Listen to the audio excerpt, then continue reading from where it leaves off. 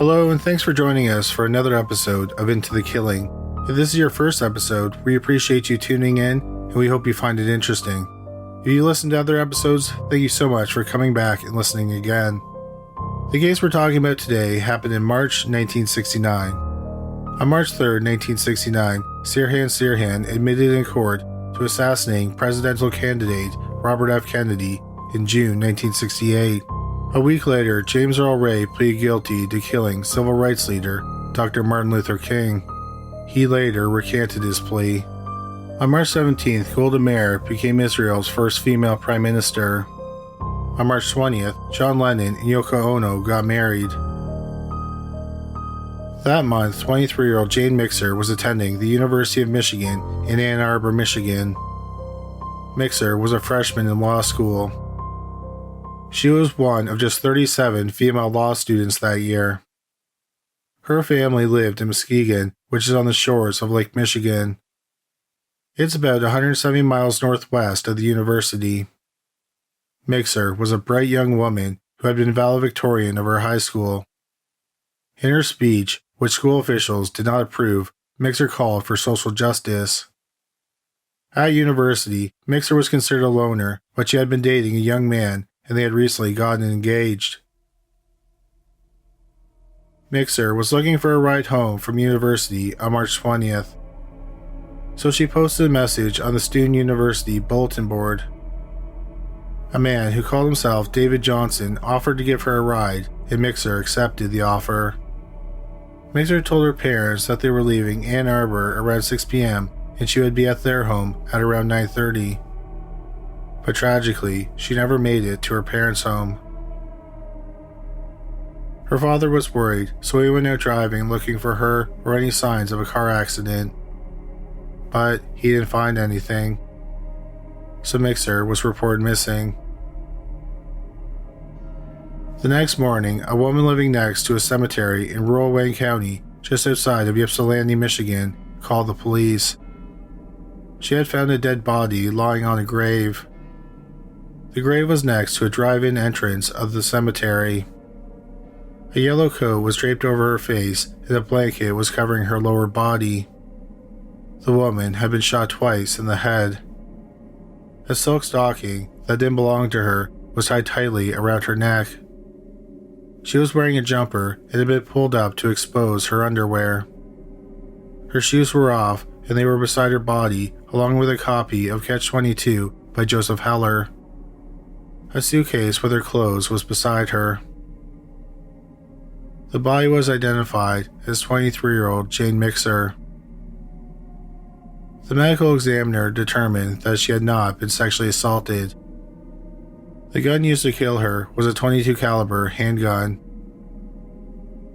Mixer had been killed elsewhere and then dumped in the cemetery. The police went to her dorm room and found an open phone book on her desk. There was a check mark next to the name David Johnson. The police interviewed the David Johnson whose name had the check mark next to it.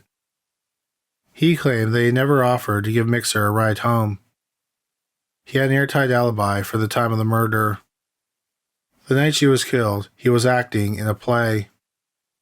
The police investigated other David Johnsons who lived in the area, and they were all eliminated as suspects. The police concluded that David Johnson was an alias. The law school building was searched. In the basement was a phone booth. In the phone booth was a phone book, and someone had written Mixer and Muskegon on the cover. The investigators thought that the killer may have written that, so they collected the phone book as evidence.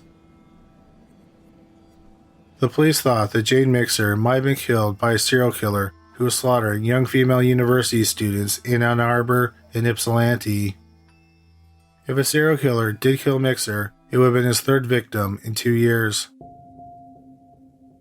In July 1967, 19-year-old Mary Flazer was a student at Eastern Michigan University, also known as EMU. EMU is in Ypsilanti, which is a city that neighbors Ann Arbor. EMU is only about 6 miles from the University of Michigan. On the night of July 9th, Mary Flazer went out for a walk in Ypsilanti, but she didn't return home. A month later, on August 7th, two teenagers made a gruesome discovery on the Lover's Lane on an abandoned farm just north of Ypsilanti. It turned out to be the dead body of Mary Flazar. Her body was nude, and her torn clothes were found near her body. She had been stabbed at least 20 times in the chest and the abdomen. One arm had been cut off at the forearm, and the fingers on the other hand were missing. Both her feet had also been cut off at the ankles. The arm, fingers, and feet have never been found. Because of the state of the remains, the medical examiner could not determine if she had been sexually assaulted. The police knew that Flazar was killed elsewhere, and then her body was dumped in the Lover's Lane. The police also believe that the killer came back and moved the body to a different spot on the Lover's Lane. Something odd happened the day after the body was found. The remains were sent to a funeral home in Ypsilanti. A young man came into the funeral home and he told an employee that he was a friend of the Flazar family. He said that since it was a closed casket funeral, he was wondering if he could get a photograph of the body for the family. The employee of the funeral home said that wouldn't be possible. The young man said that he would be attending the funeral and then he left. As he was walking out, the employee noticed that he didn't have a camera.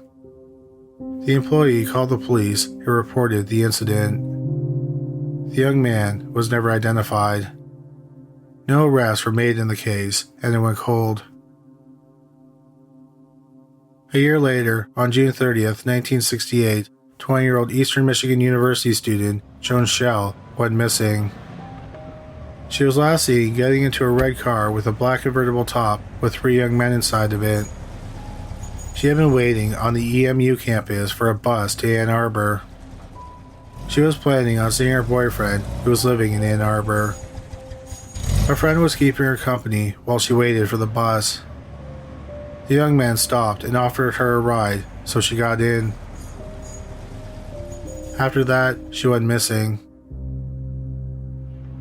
Her body was found at a construction site a week later in rural Ann Arbor.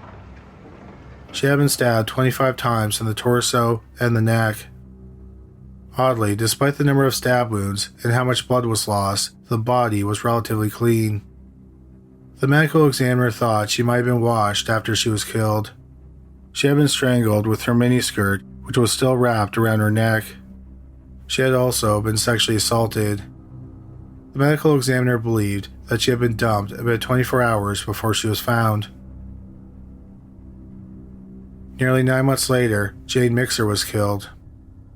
Tragically, if Mixer was killed by a serial killer, it wasn't his last victim. Just 2 days after Mixer's body was found, 16-year-old Marilyn Skelton was reported missing. She was last seen hitchhiking near a shopping center in Ann Arbor. She was supposed to meet a friend on the EMU campus, but she didn't show up. 2 days later, her body was found on the outskirts of Ann Arbor.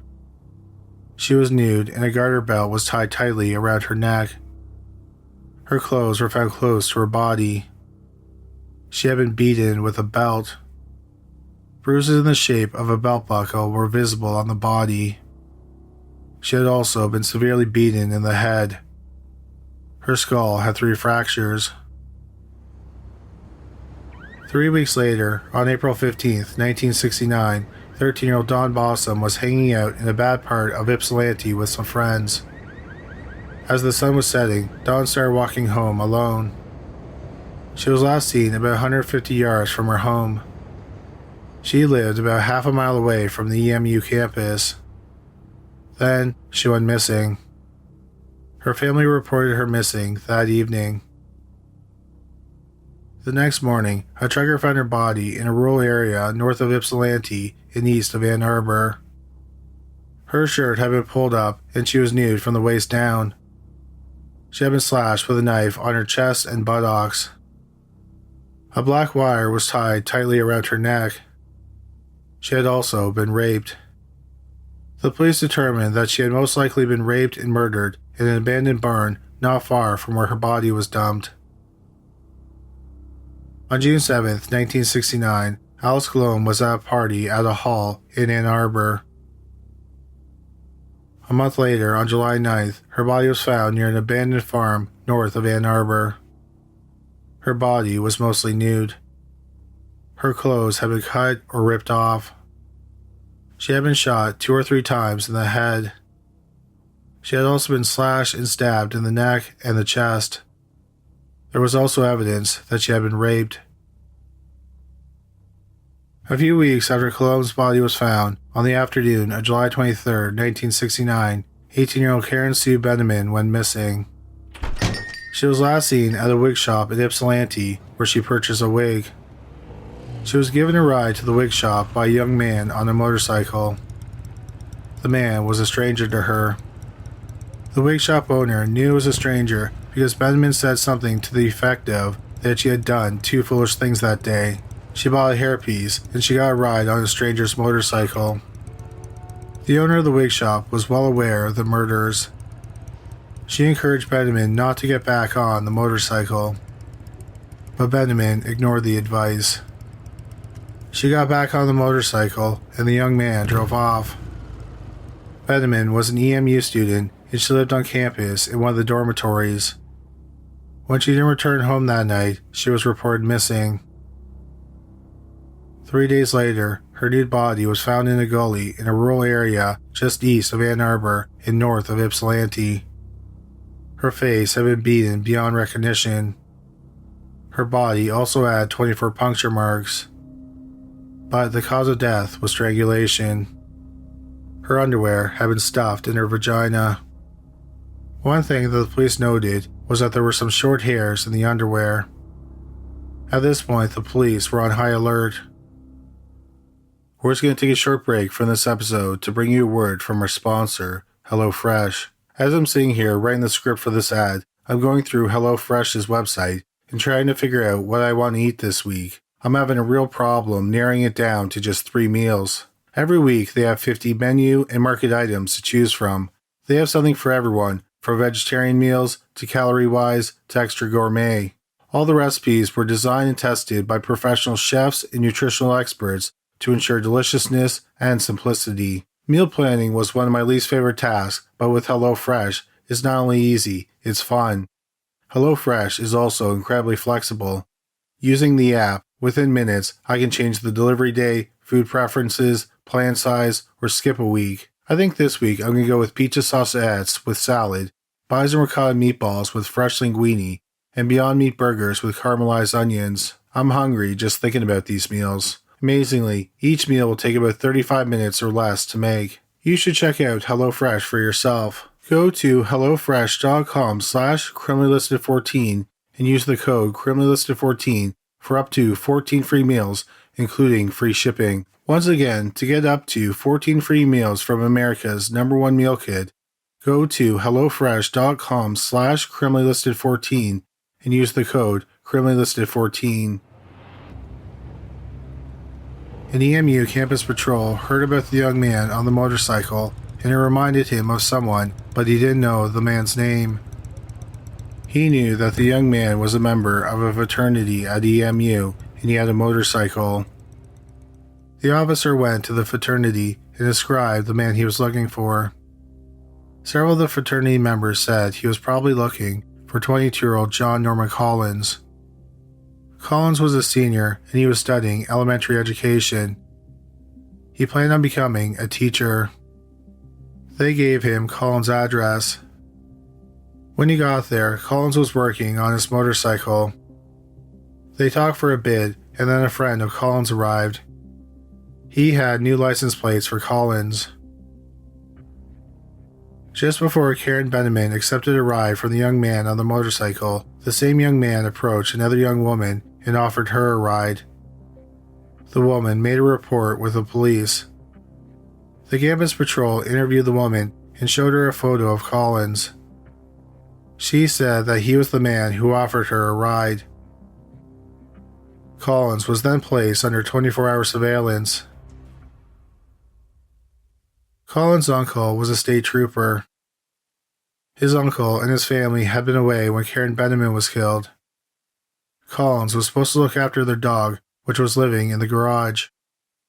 He had a key to their house, but he had no reason to go in there. When his uncle and his family returned home, they noticed some strange things in their house. For example, there were scuff marks on the kitchen floor. Also, the floor in the basement had been painted in some spots with black spray paint. When Colin's uncle returned to work, he was informed that his nephew was a suspect in Karen Benneman's murder. Colin's uncle then told his superiors about the odd things he found in his home. He agreed to let the crime lab examine his house. The crime lab found blood splatters in several parts of the basement. This included blood under the black spray paint. Before Colin's aunt, uncle, and cousin went on their trip, his aunt gave his cousin a haircut in the basement. It turned out that the hairs found on Benneman's underwear matched the hair from his cousin's head. On July 31st, 1969, John Norman Collins was arrested and charged with the murder of Karen Benneman.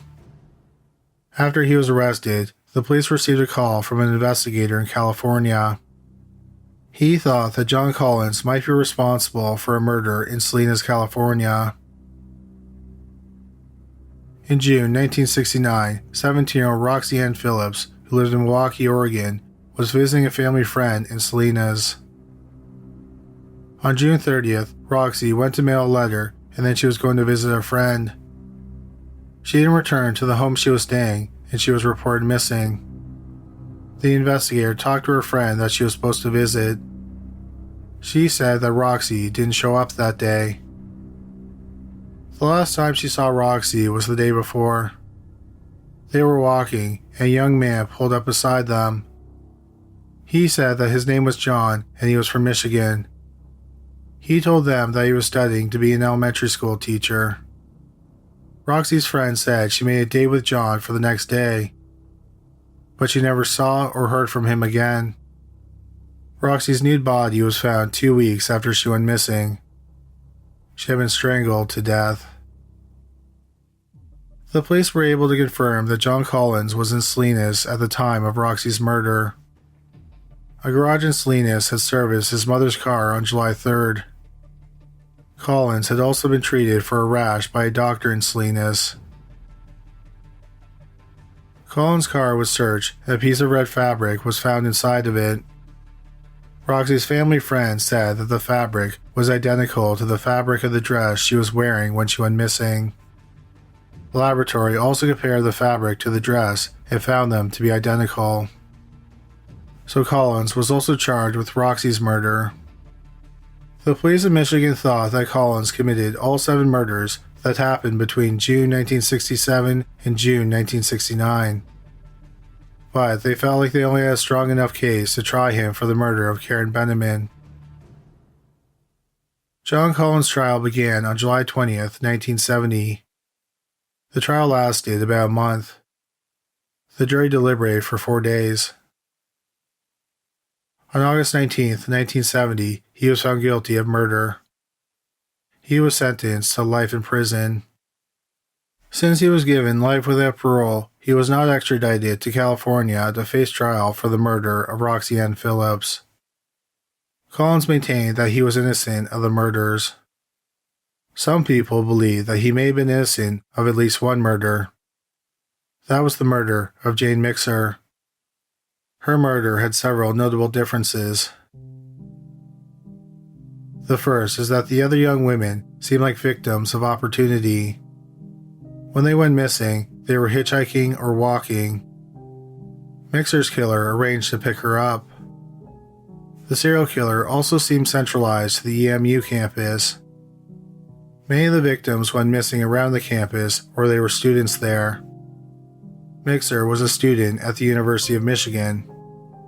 Secondly, the bodies of the other victims were primarily found in the same area. It was rural areas just north of Ypsilanti and east of Ann Arbor. Alice Colomb was the exception because her body was found northwest of Ann Arbor. But she was still found north of Ypsilanti. Mixer's body was found east of Ypsilanti. No other bodies were found east of Ypsilanti. All the other bodies were dumped in rural areas.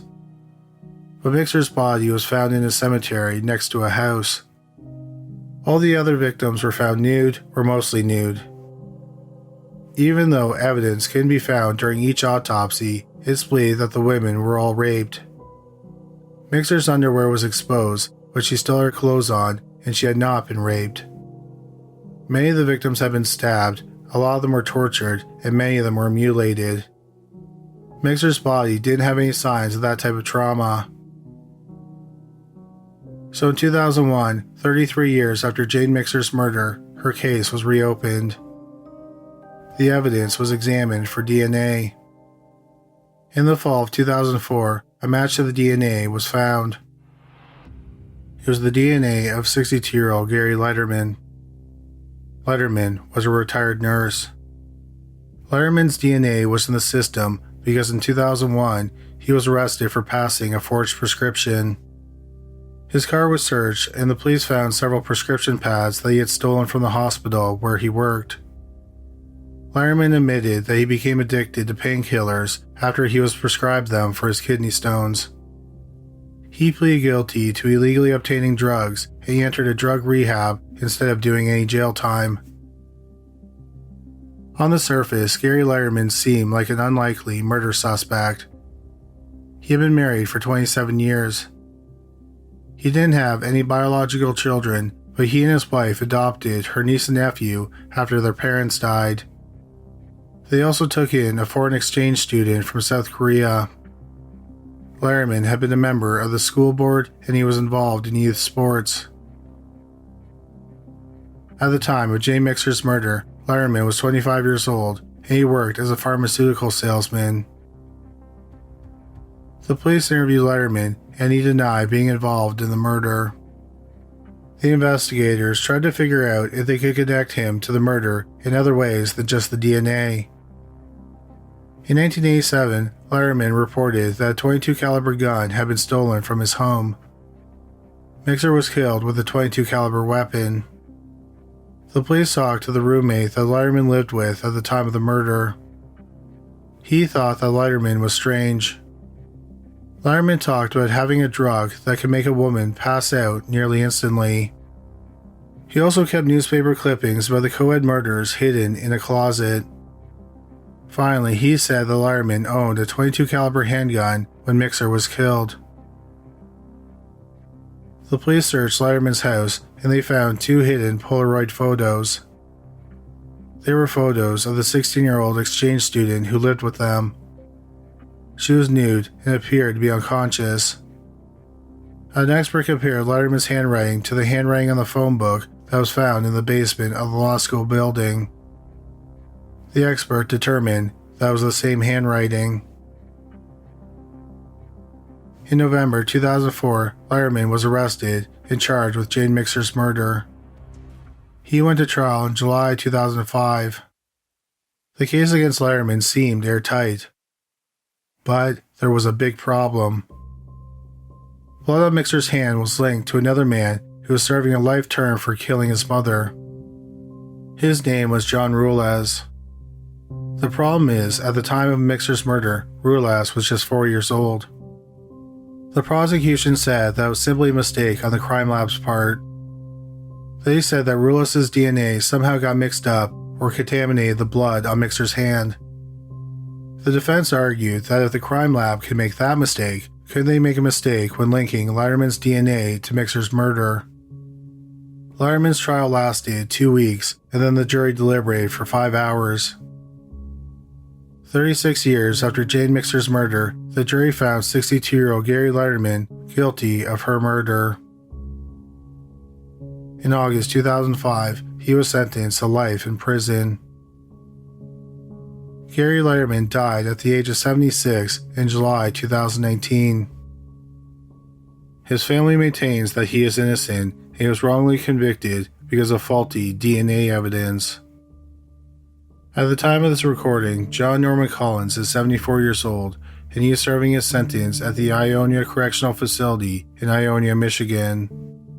He also maintains he is innocent and he is not a serial killer. But people point out that after he was arrested, the murders of young women in the Ypsilanti and Ann Arbor areas suddenly stopped.